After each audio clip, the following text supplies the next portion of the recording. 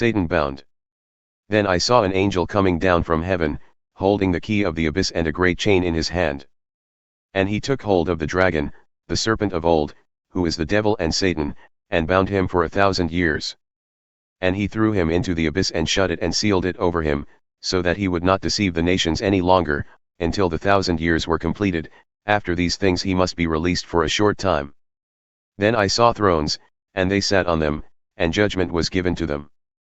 And I saw the souls of those who had been beheaded because of their testimony of Jesus and because of the word of God, and those who had not worshipped the beast or his image, and had not received the mark on their foreheads and on their hands, and they came to life and reigned with Christ for 1,000 years.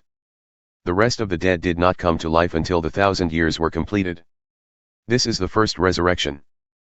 Blessed and holy is the one who has a part in the first resurrection. Over these the second death has no power, but they will be priests of God and of Christ, and will reign with him for 1,000 years.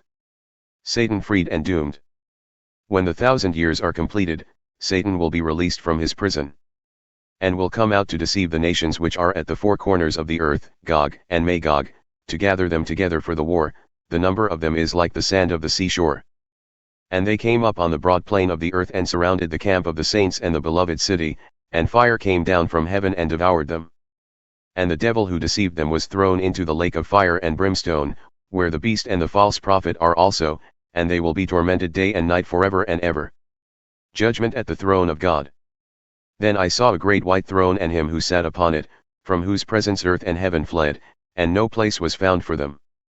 And I saw the dead, the great and the small, standing before the throne, and books were opened, and another book was opened, which is the book of life, and the dead were judged from the things which were written in the books, according to their deeds. And the sea gave up the dead who were in it, and death and Hades gave up the dead who were in them, and they were judged, each one of them according to their deeds.